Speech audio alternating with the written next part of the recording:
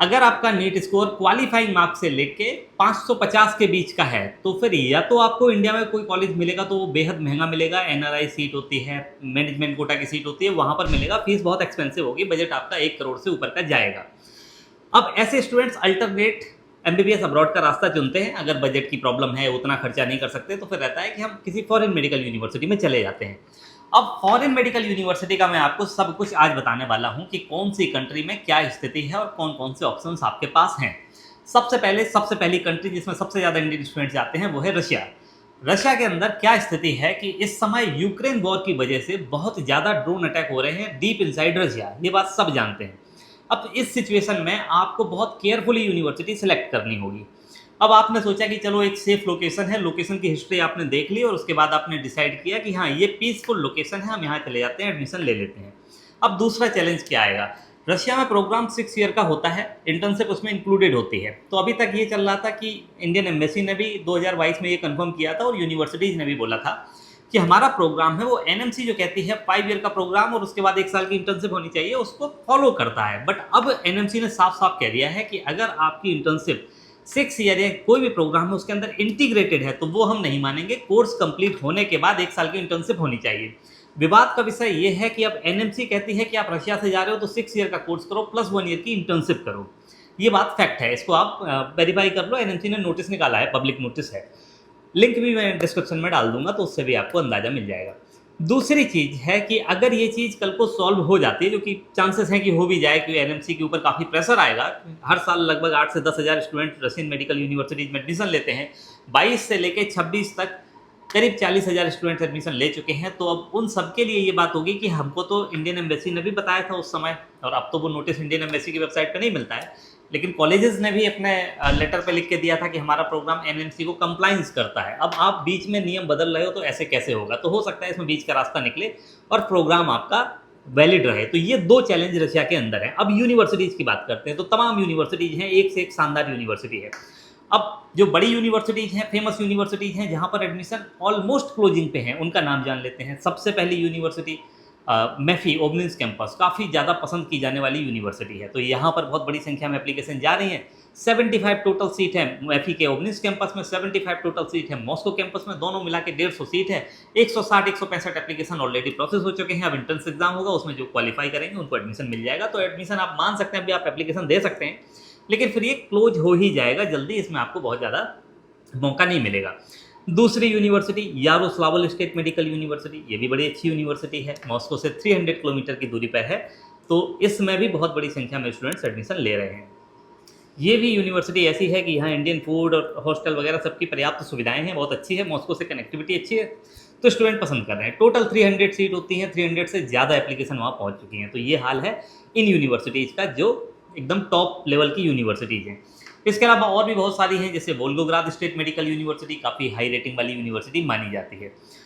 त्वेर state Medical university काफ़ी popular है, Moscow से कनेक्टिविटी अच्छी है, तो उसमें भी बड़ी संख्या में एप्लीकेशन जा रहे हैं। North western state Medical university, ऐसी यूनिवर्सिटी जो मैंने अभी नाम लिए हैं, इन सब में एडमिशन या तो क्लोजिंग पे है या सीट जितनी है उससे ज़्यादा एप्लीकेशन जा चुके हैं। तो वो इंट्रेंस एग्जाम में फिर उनका रेक्टिफिकेशन होगा, किसको एडमिशन मिलना है, कौन फेल होगा, तो वो देखा जाएगा। तो ये यूनिवर्सिटी काफ़ी फेमस, काफ़ी popular. Kazan federal university admission close हो चुके हैं, Kazan state Medical university admission चल रहे हैं। तो अब पर्टिकुलर कोई यूनिवर्सिटी आपकी है तो कमेंट करके मुझे बता देना, तो मैं उसमें बता दूंगा कि क्या अच्छा क्या प्रॉब्लम वहाँ पर है इस समय, तो उसके हिसाब से फिर आप एडमिशन ले सकते हैं। तो रशिया में तो ये हाल है। लो कॉस्ट रशियन यूनिवर्सिटी एक सिक्तिविकार स्टेट यूनिवर्सिटी है, काफ़ी प्रीमियम, काफ़ी अच्छी यूनिवर्सिटी मानी जाती है, लो कॉस्ट की है, लोएस्ट कॉस्ट मान लो आप रशिया की। इसमें टोटल कोर्स आपका कंप्लीट हो जाता है, लगभग 28 लाख के आसपास इंडियन करेंसी में बजट रहेगा उसका, 22 लाख समथिंग रूबल रहेगा, बट रूबल को आप रुपीज़ में कन्वर्ट करेंगे तो आपका 28 के आसपास पहुंचेगा। इसके ऊपर आपका फूड का खर्चा होगा। अब यहाँ एक चीज़ बहुत समझने वाली बात है कि रशिया में कोई भी यूनिवर्सिटी ऐसी नहीं है जहाँ आप ये सोचें tuition fees, hostel fees, Indian food, flight, personal expense सब कुछ जोड़ के आप 30-35 लाख में कंप्लीट कर लेंगे। रशिया में एक अच्छा बजट जो आप लेके चलें, कम से भी कम 6 साल के दौरान वो 40 से 45 लाख के बीच का होना चाहिए। इसमें आपकी ट्यूशन फीस होगी, इसमें हॉस्टल फीस होगी, इसमें इंडियन फूड का खर्चा होगा, इसमें फ़्लाइट का भी आप एक एवरेज लगा सकते हैं, और इसके अलावा जो आपके पर्सनल खर्चे होंगे उसका भी एक बेसिक हमने माना है। तो इतना बजट होगा तो आप पीसफुली रशिया में अपना कर सकते हैं। अदरवाइज फिर बजट की दिक्कत आती है। लोग कहते हैं कि हमने सोचा कम था, ज़्यादा हो रहा है, हमारा बजट फिर बिगड़ रहा है, तो फिर प्रॉब्लम आती है। तो ये चीज़ आपने समझ ली। अब रशिया के बाद में दूसरी कंट्री है कजाकिस्तान। कजाकिस्तान काफ़ी एक्सपेंसिव है। वहाँ पर 5 ईयर का प्रोग्राम प्लस 1 ईयर की इंटर्नशिप वाला प्रोग्राम भी है, 6 ईयर का प्रोग्राम है प्लस 1 ईयर की इंटर्नशिप वाला भी है। लेकिन दोनों का अगर आप कंबाइंड बजट देखेंगे तो एक ही होता है। अगर आप 7 ईयर में करेंगे तो भी आपका वही 40-45 लाख रुपए ट्यूशन फीस का खर्चा होगा, हॉस्टल फीस का खर्चा होगा, फूड वगैरह का खर्चा अलग होगा। अगर आप वही 6 साल में करते हैं तो फीस थोड़ी सी कम हो जाएगी, लेकिन फिर वो बराबर ही रहेगी। मतलब 5 साल का है तो ईयरली ज़्यादा पैसा दोगे, लेकिन टोटल 5 या 6 साल जो भी है खर्चा आपका बराबर ही होना है। एक्सपेंसिव है कजाकिस्तान काफ़ी, कॉस्ट ऑफ लिविंग के मामले में भी एक्सपेंसिव है और इसके अलावा ये फीस के मामले में भी एक्सपेंसिव है। तो फिलहाल ये है कजाकिस्तान की सिचुएशन। अब कजाकिस्तान में अगर आप देखोगे तो अल-फराबी यूनिवर्सिटी अच्छी है, कजाक नेशनल यूनिवर्सिटी अच्छी है। ये दोनों अलमाटी में सिचुएटेड यूनिवर्सिटीज़ हैं और अच्छा परफॉर्म करती हैं। इंडियन स्टूडेंट्स की ये यूनिवर्सिटीज़ प्राइम चॉइस में रहती हैं। तो ये कजाकिस्तान की बात होगी। उज़्बेकिस्तान की बात कर लेते हैं। तो पिछले साल उज़्बेकिस्तान की कुछ यूनिवर्सिटीज़ ने 1000 से लेके 1500 एडमिशन तक लिए, मतलब फर्स्ट ईयर के इतने एनरोलमेंट हुए थे। इसको लेके एनएमसी ने कई बार नोटिस निकाला। अब नोटिस निकालने के बाद में क्या हुआ कि यूनिवर्सिटीज़ ने फिलहाल एडमिशन पे रोक लगा दी, होल्ड पे है यूनिवर्सिटी। अब वहाँ की गवर्नमेंट पूरा एनालिसिस कर रही है, हर यूनिवर्सिटी को कितनी सीट अलॉट करनी है ये डिसाइड कर रही है, उसके बाद ही एडमिशन वहाँ पर ओपन होंगे। तो ये एक सिचुएशन है वहाँ पर, ये आपको समझना पड़ेगा। फिलहाल सेफर चॉइस कौन सी है उज़्बेकिस्तान के अंदर, तो सबसे अच्छी चॉइस फरगना है, जिस पे कोई नोटिस अभी निकला नहीं है। तो जो गवर्नमेंट अपना एनालिसिस करेगी उसमें भी ये अच्छे से पास हो जाएगी। अंदीजान स्टेट मेडिकल यूनिवर्सिटी, ये भी बहुत अच्छी यूनिवर्सिटी है, तो इसमें भी यही हाल रहने वाला है। तो ये 2 यूनिवर्सिटी उज़्बेकिस्तान की प्रीमियम यूनिवर्सिटीज़ हैं। Samarkand State Medical University, Tashkent State Medical University, Bukhara State Medical Institute, इन तीनों यूनिवर्सिटीज़ पे ओवर एडमिशन का नोटिस निकला है। एनएमसी ने कई बार एडवाइजरी जारी की है, तो इसको आप देख लीजिए। हालांकि एडमिशन पे रोक नहीं है, लेकिन ये वार्निंग है, तो इस चीज़ को आप समझ लें। अब इसके बाद में फिर आते हैं किर्गिस्तान। किर्गिस्तान एक ऐसी कंट्री है जहाँ पर सब कुछ चीज़ें बिल्कुल ऐसी हैं जैसी एनएमसी चाहती है। एनएमसी कहती है आपका प्रोग्राम हो कम से कम 4.5 साल का, तो किर्गिस्तान की यूनिवर्सिटीज़ का प्रोग्राम है 5 ईयर का। कहती है कि 1 साल की इंटर्नशिप कोर्स कंप्लीट होने के बाद हो, इंक्लूडिंग होगी तो फिर हम मानेंगे या नहीं मानेंगे, ये चीज़ हम बाद में देखेंगे। लेकिन किर्गिस्तान में 5 ईयर का प्रोग्राम कंप्लीट हो जाता है, प्लस 1 ईयर की इंटर्नशिप होती है। तो प्लस 1 ईयर की इंटर्नशिप है, मतलब कि 6 साल में आप जो डिग्री और इंटर्नशिप का सर्टिफिकेट लेके आओगे, एनएमसी उसको मानेगी ही मानेगी, क्योंकि उनके नियम के हिसाब से एकदम सटीक बैठता है। तो ये एक फ़ायदा हो जाता है किर्गिस्तान में। अब किर्गिस्तान में प्रॉब्लम क्या है, वहाँ बहुत सारी छोटी-छोटी यूनिवर्सिटीज़ थी। अब बहुत सारे इंडियन स्टूडेंट्स उनमें एडमिशन लेते थे। कई बार जानकारी के अभाव में लेते थे, कई बार इन्फ्लुएंस होके लेते थे किसी से। सिचुएशन ये है कि किर्गिस्तान की सरकार ने ट्यूशन फीस फिक्स कर रखी है, $3500 पर ईयर से कम की ट्यूशन फीस हो नहीं सकती। हॉस्टल फीस लगभग बराबर है हर यूनिवर्सिटी की, 600 से लेके 800 हज़ार डॉलर के आसपास। इंडियन फूड का खर्चा भी लगभग 1000 से लेके $1200 के बीच में हर यूनिवर्सिटी का है। तो अंतर कितना आएगा? अंतर आपका साल का $500, मतलब कि लगभग 50 हज़ार रुपये का अंतर आएगा ट्यूशन फीस में। इससे ज़्यादा अंतर नहीं आएगा एक अच्छी यूनिवर्सिटी और एक लो कॉस्ट की यूनिवर्सिटी को अगर हम देख लें तो। अब प्रॉब्लम ये है कि किर्गिस्तान में जो छोटी-छोटी यूनिवर्सिटीज़ हैं, जो बैन हो गई हैं, जिनके एडमिशन पे रोक लगी हुई है, जिनके एक्रेडिटेशन पूरा नहीं है, उनकी भी फीस उतनी ही होती है जितनी फीस वहाँ की टॉप रेटेड यूनिवर्सिटीज़ की होती है। तो किर्गिस्तान जा रहे हो तो वहाँ 2 यूनिवर्सिटीज़ बेहद शानदार हैं, जो किसी भी एक्रेडिटेशन की क्राइसिस में आई नहीं।